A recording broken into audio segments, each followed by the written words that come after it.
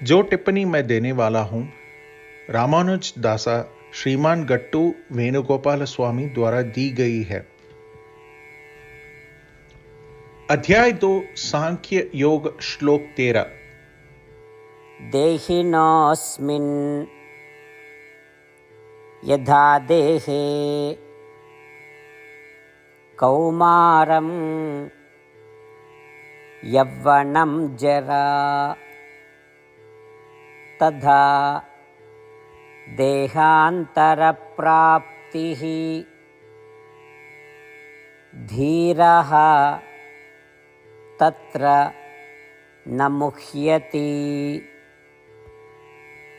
ओम।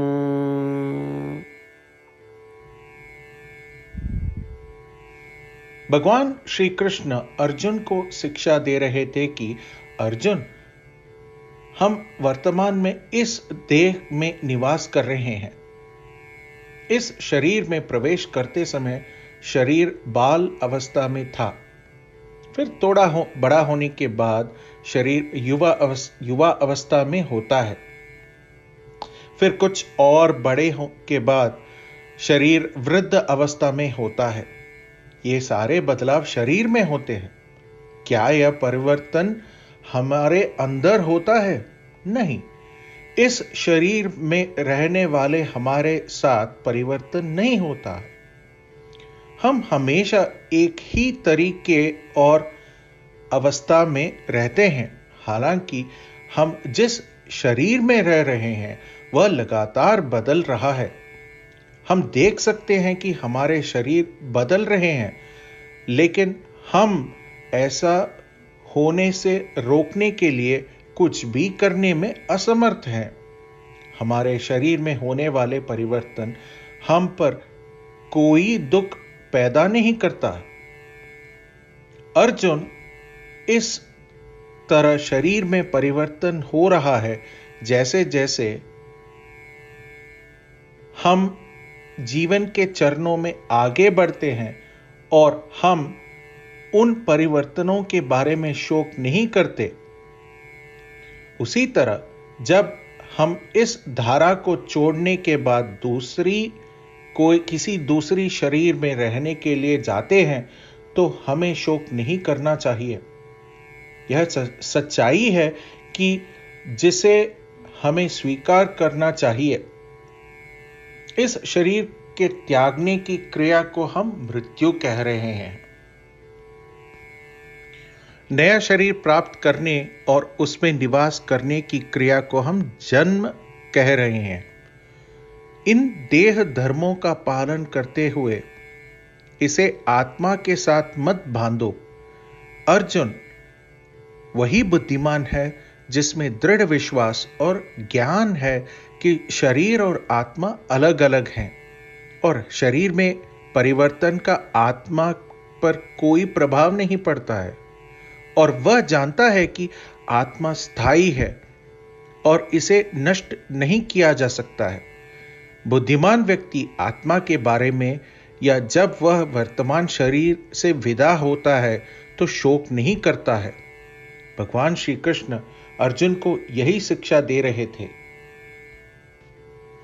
इस श्लोक के माध्यम से हमें जो संदेश और पाठ समझना चाहिए और उसका पालन करना चाहिए वह यह है कि हमें हर रोज याद रखना चाहिए कि हम शरीर के समान नहीं हैं। हमें जो शरीर मिला है वह हमारे वाहन के समान है। जब यह वाहन स्वस्थ और अच्छी स्थिति में होता है तभी हमें अपनी मंजिल तक पहुंचने का अवसर मिलता है। हमारी मंजिल क्या है? हमारी मंजिल वह है जिसमें शांतिपूर्ण सुख की अनंत अवस्था है। आनंद की यह अनंत अवस्था हमें कौन दे सकता है? केवल भगवान श्रीमन नारायण। तो आइए हम सब तुरंत श्रीमन नारायण की शरण लें। आइए हम सब अपने वाहन, अपने शरीर का उपयोग करें और श्रीमन नारायण की सेवा करने का अभ्यास करें। श्रीमद् भगवद गीता का संपूर्ण सार श्री कृष्ण परमात्मा ने अध्याय 18 के श्लोक 65 से 70 में 8 कार्य करने के लिए दिया है। श्री कृष्ण कहते हैं, मैं उन लोगों से प्रेम करता हूं जो इन 8 बातों का पालन करते हैं। मैं उन भक्तों की सब प्रकार से रक्षा करूंगा। श्री कृष्ण परमात्मा द्वारा बोली गई संपूर्ण भगवद गीता को सुनने के बाद अर्जुन कहते हैं, करिष्ये वचनम तव, जिसका अर्थ है, श्री कृष्ण, मैं वही करूंगा जो आप कहते हैं। यही कारण है कि श्री कृष्ण ने अर्जुन को सभी प्रकार की सफलताएं और विजय प्रदान की है। आइए हम परमात्मा को अपनी प्रतिज्ञा दें कि हम इन 8 कर्मों का पालन करेंगे।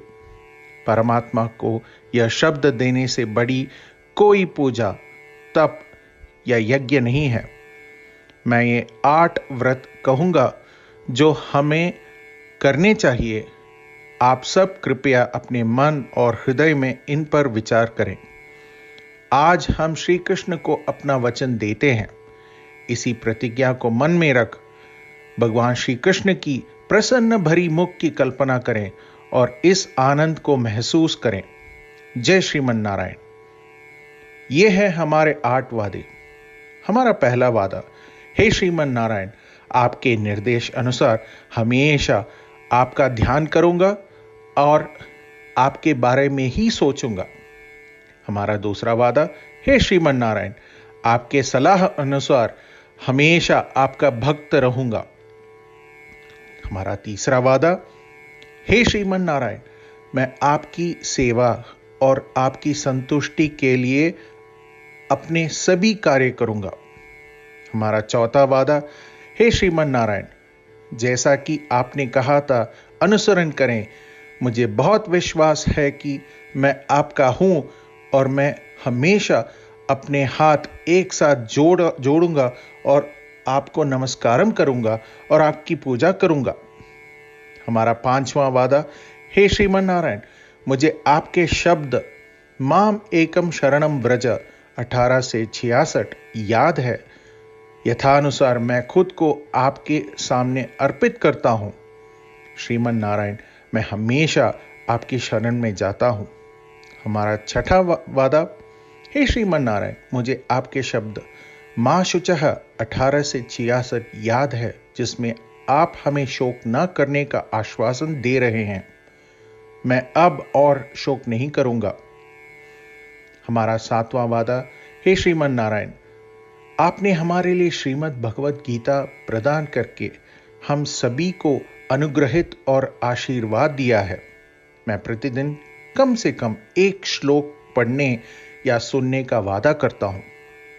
हमारा 8वां वादा, हे श्रीमन नारायण, आपने गीता को पूरी मानवता तक पहुंचाया। मैं गीता में आपके दिव्य शब्दों को उन भक्तों तक पहुंचने की कोशिश करूंगा जो गीता से अपरिचित हैं। हमने अभी अभी परमात्मा को अपने 8 वचन दिए हैं। प्रत्येक दिन श्रीमन नारायण को अपना वचन देना कि हम वैसा ही करेंगे जैसा वे कहते हैं, अपने आप में एक महान पूजा है। आइए हम अपने अडिग विश्वास के साथ उन्हें अपना वादा दें। हे श्रीमन नारायण, मैं वैसा ही करूंगा जैसे आप कहेंगे। मैं वैसा ही व्यवहार करूंगा जैसा आप चाहते हैं और मैं केवल आपके लिए ही काम करूंगा। श्रीमन नारायण, करिष्ये वचनम तव, जिसका अर्थ है, श्रीमन नारायण, मैं आपके निर्देशों के अनुसार कार्य करूंगा। सर्वम श्री कृष्णार्पणम अस्तु। जय श्रीमन नारायण। देहिनोऽस्मिन् यथा देहे कौमारं यौवनं जरा तथा देहान्तरप्राप्तिः धीरः तत्र न मुह्यति।